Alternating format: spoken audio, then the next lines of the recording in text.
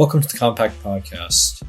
Today we'll discuss the Hamas attack on Israel and the response as it's reverberated across the West and particularly in the US. I'm joined by Sohrab Ahmari, Nina Power, and Geoff Shullenberger, and I'm Matthew Schmitz. On Saturday, Hamas launched surprise attacks in Israel across the border of Gaza. Reports came in of atrocities against women, children, the elderly, non-combatants of all kinds, forays into kibbutzes, which received the most coverage, I think, is an attack on a desert peace rave where there were a lot of young people, a lot of young women, many of whom have been taken captive. More than 250 of the young people were found dead at the site of the music festival. I wrote about one element of the response in the U.S. published on the Compact site on Monday. Was my article, Millennial Socialists Embrace Atrocities. I began seeing the response first on social media, right? A lot of the kind of young editors in my broader world, people who work for magazines like Harper's, The Drift, a new magazine, hailing the attacks in various forms, even as reports of the atrocities were coming out. So I thought, well, I'll go to the DSA march, the DSA rally in Times Square on Sunday.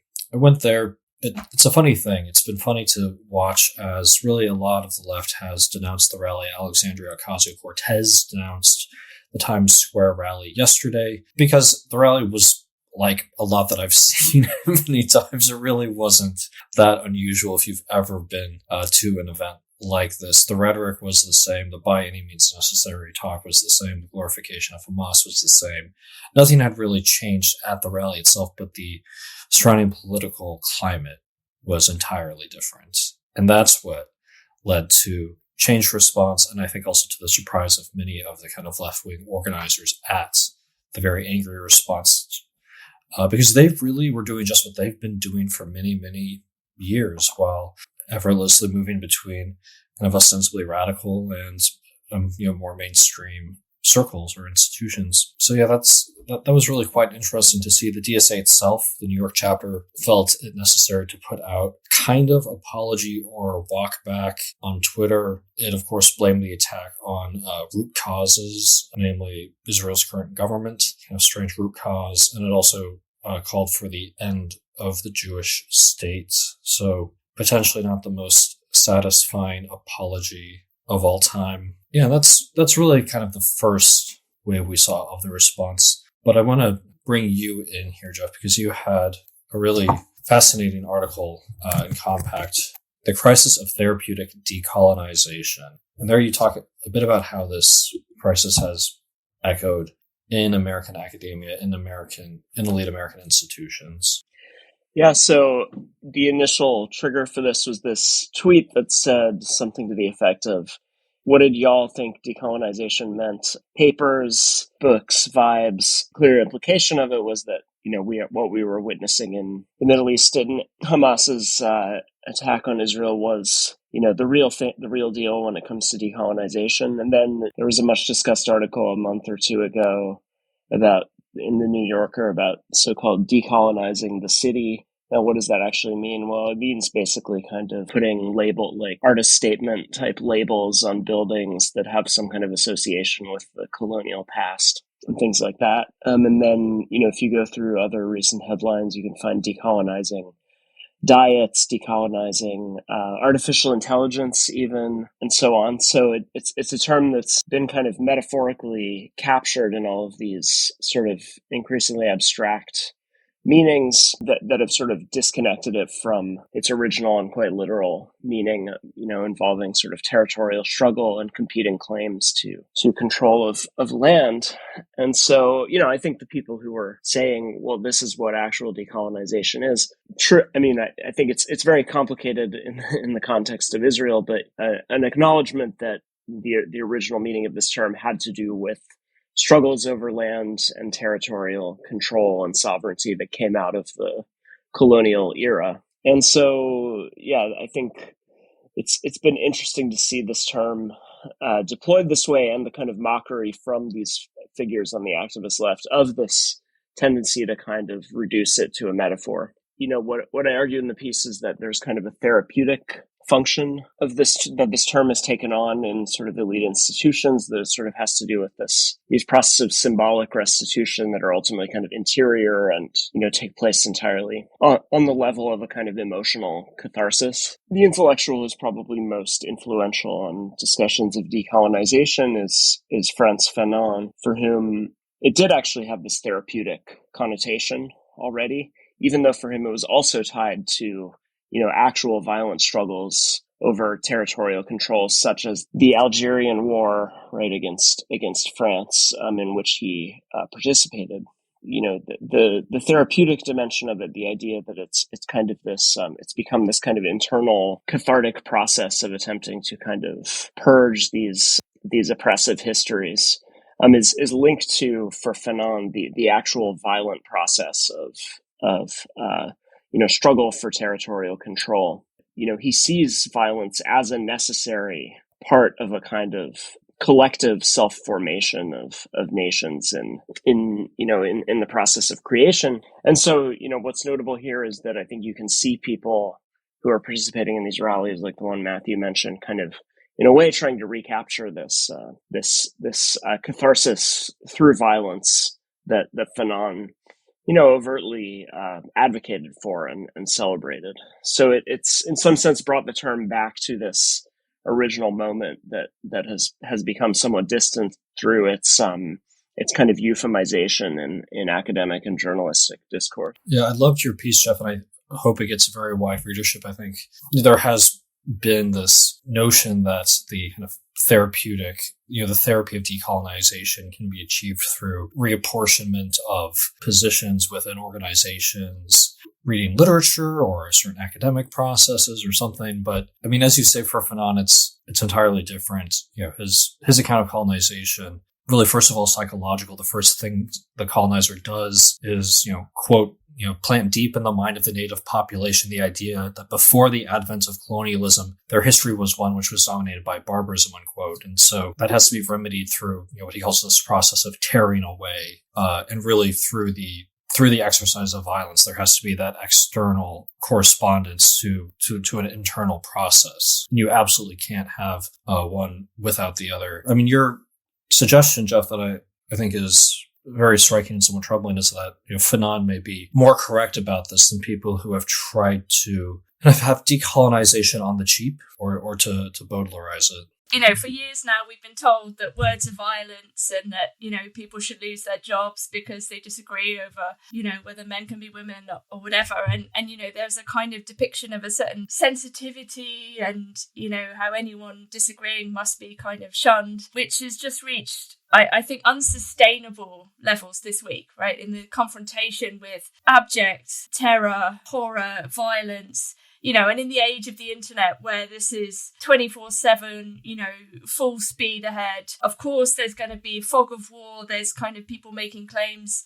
It's difficult to substantiate everything immediately, but it's very clear at this point, I think, that there has been horrific atrocities, and also this will rebound terribly on those Palestinians who do not support Hamas, of which there is a large number, and I think we should recognise that too. But I'm just kind of astonished in some ways at the kind of the gall of some people on the left who have perpetuated this idea that words of violence, for example, and just to upset anyone or to say something offensive is the worst thing you can possibly do. But then when confronted with massacres of non-combatants, it's suddenly that's not violence, or that's freedom fighting, or that's just acceptable for as a response. And I find it hard to imagine how parts of the left can continue, whether it's the academic left or, people engaged in various kinds of activism. In the UK, we have leftist groups who are Trotskyist or Trotskyite, or even kind of Stalinist, or remnants of kind of communist or other parties. Who have been pushing this kind of, this is about liberating Palestine, and media outlets like Novara Media, who would position themselves, I think, as ultra-leftist, but many of the time, often they're invited onto mainstream news programs who are seeming to justify Hamas's action. And I think that what we're seeing is, I don't know, I really wonder about the future for this part of the left. I think it's absolutely unsustainable. Their internal contradictions are just too great at this point. I'm also struck by, just to pick up on all of your comments, Matthew's and Geoff's and Nina's, by the way in which certain abstractions can be used to not only justify, but to even sort of excite or titillate oneself over what is actually, if you think about it, really horrific, concrete, and complex moral realities, right? So, I'm reminded of the debates over the Algerian War between Sartre and Camus, and of course Sartre's famous foreword to Fanon's book, in which he said that whenever a colonized subject or person shoots a colonizer, there's a double liberation going on, both of course the person of the colonized subjects, but even of the colonizing subject is doubly freed. And that's the kind of neat abstraction that a philosopher in a kind of the febrile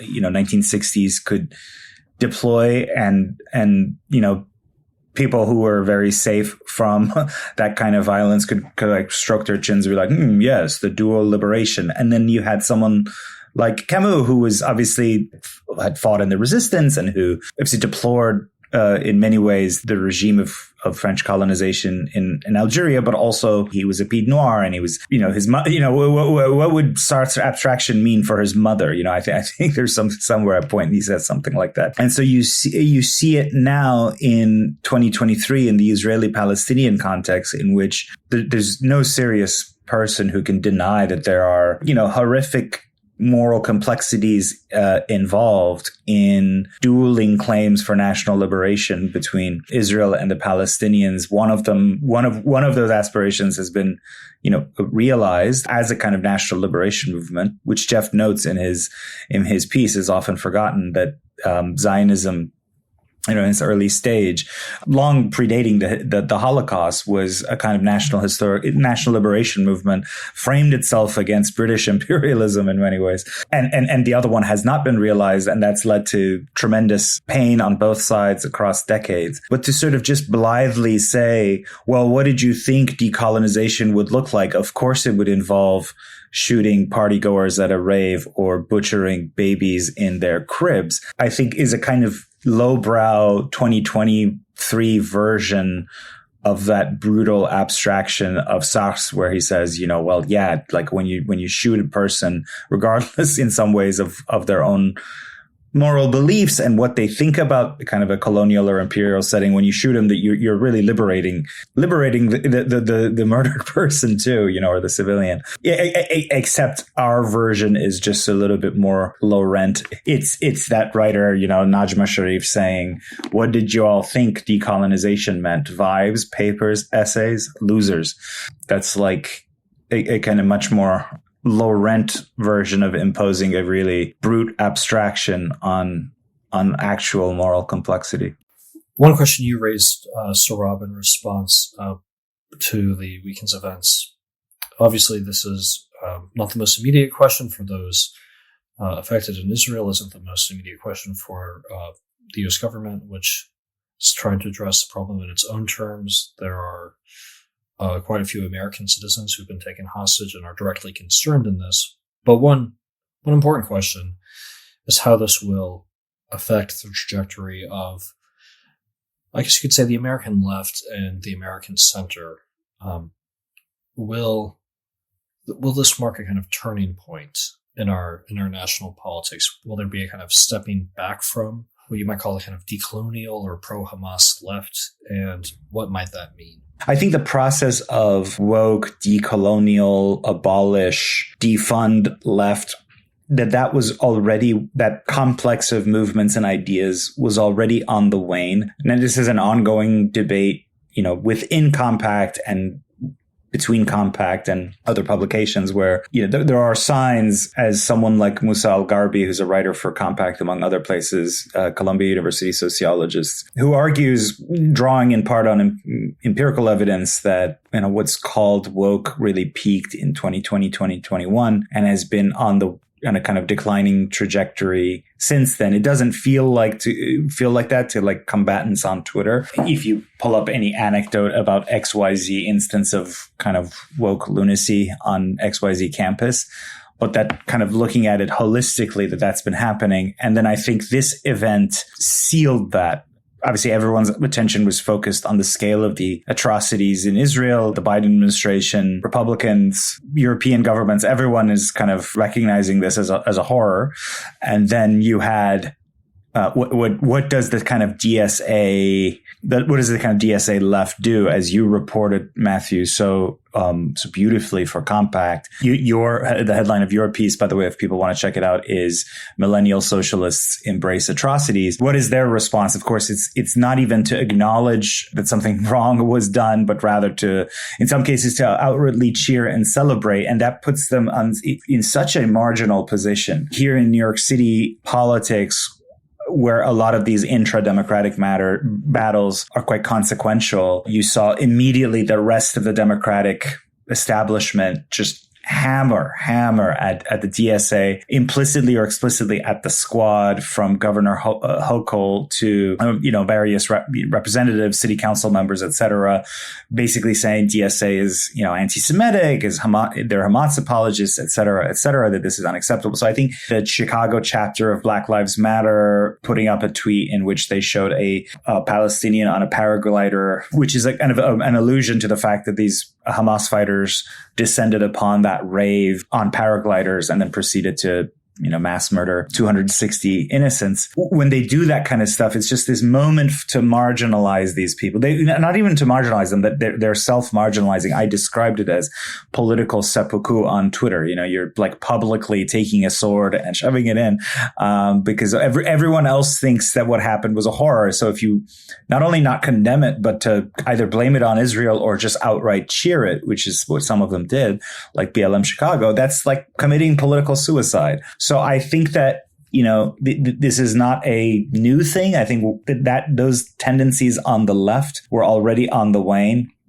And the same people who tend to support, police abolition or prison abolition, just kind of these lunatic ideas that no sane person can back, are the same type of people who will show up at these rallies or post those kinds of tweets or say those things in highfalutin fashion in like the Drift or whatever. They're like basically self-marginalizing. And so there's a great opportunity there, as I see it, for advancing a new center. That's a larger kind of, again, a kind of intercompact argument. But I think that, what does a new center mean? It does not mean a milquetoast centrism where you say, well, the left is half right, the right is half right. Why don't we meet in the middle, which is what the correct position is? But rather, left and right both have a critique of what wasn't working about the neoliberal order, and they both want something else, and to try to find convergence between those two and enact those in serious reforms. My theory of the case is that the woke left, the DSA left, is a great hindrance to that kind of reform. And with them out of the picture, things get easier. So I tweeted this in 11:30 at night last night, and the tweet seems to have taken off. So it resonated with a lot of people, but I should acknowledge lots of people are like, whoa there, what are you talking about? Woke is on the wane. It's just as strong as ever. And that's an interesting and important debate to have. And we continue to have it in our pages and on this podcast, I know. I really share your hopes that this moment provides for some kind of reorientation. It would be good for the political culture of the nation as a whole. It's more immediately important to anyone who lives in a blue city or blue jurisdiction, because the internal processes of any kind of positioning of the Democratic Party, that is just the reality we live under. So if it moves in a more kind of sensible direction and injects some of the kind of decolonize this, abolish that elements, life could potentially improve in America's urban centers, and that would be a very good thing. I think one challenge for these institutions that they'll have to think very seriously about is the fact that we could maybe call them more decolonial, or at least for a few hours this weekend, the pro-Hamas left. It tends to be younger, queerer, and blacker than the rest of the left, or than the kind of centrist leaders of left-wing, liberal institutions. And I think the leaders of those institutions do remain quite sincerely committed to the diversity creed. They also see it as important for preserving their own institutional standing, hiring, mentoring, promoting kind of diverse young employees, believe very much in these relationships, and they will face some hard decisions. You mentioned, and Geoff mentions in his article, this kind of tweet from a writer saying, what did you think decolonization looked like? That tweet was liked many thousands of people. One of them was Karen Attiah, an editor at the Washington Post, has had a rather charmed career. The Washington Post, it's safe to say, is not owned by hardcore pro-Hamas activists. It's not run by top decolonial leftists. They see someone like Attiah as being very important to their work, and there's a complex relationship and kind of exchange of prestige going on between someone like Attiah and someone like a Marty Baron or even a Jeff Bezos. So it'll be very interesting to see how that goes in left-wing institutions. There's really a lot of filth among these younger, kind of more online, more radical staffers on both the left and the right. This is a kind of moment of stress for the left. It's not a moment of stress for the right in that way. But it's not an issue that is simply confined to one side. I think it's what's going on the left is far more significant because of the left's far greater kind of hold on our institutions. But in general, I think the kind of these online communities, these attempts to kind of model rhetorical radicalism, they don't really work that well for serious real-world institutions. There's just a kind of deep underlying antagonism between the logic of social media and the logic of any organization that wants to get something done. Yeah, I think for a long time the left have sort of been living vicariously through the imagined oppression and struggles of others, partly as a way of coping with a certain internal logic to their own discourse, which is around questions of privilege and guilt and so on. We see that with the idea of white guilt or the idea of, checking one's privilege. And I think sort of misidentifying or over-identifying vicariously with the imagined struggles of others is a sort of central feature of the contemporary left. And this is one of the reasons why they moved away from any class analysis, because not only would they have to understand themselves as in an economic way, they would also have to understand that exploitation is not the same as oppression. And I think the narrative of oppression has replaced the narrative of economic exploitation, which is a huge problem for any large-scale materialist understanding of reality. And this has conceded a large space for indeed the centre or the reasonable left, which I still like to imagine exists in large number, even if they're sometimes quiet, when they should indeed be opposing this individualistic, narcissistic, contemporary politics on the left. And it's also maybe a deeper question, which is maybe metaphysical or religious or human, which is to do with what it means to be a good person. And again, I think the woke left or the vicarious left or whatever we want to say is so discomforted by the idea that they themselves might be capable of harm. They always want to be on the right side of history. They want to be good people, and they want to therefore say these are bad people. Whereas I think actually the right, especially in its a kind of Christian incarnation, and not all Christians are right wing, of course, is much more comfortable theologically and metaphysically with the idea that we're all capable of harm. And I think the left has entered into a kind of splitting, black and white thinking, which means that they can only say that one group is bad and one group is good, or one group is oppressed and the other is oppressing. And this is incredibly useless for understanding virtually any real life situation, whether it's, in economic terms, in terms of violence, of which we're all capable, or anything else, to be honest. So I really do hope, I really liked Sohrab's tweet. I thought it was a plea for a kind of common good coming together, which I think would appeal to a lot of people across the political spectrum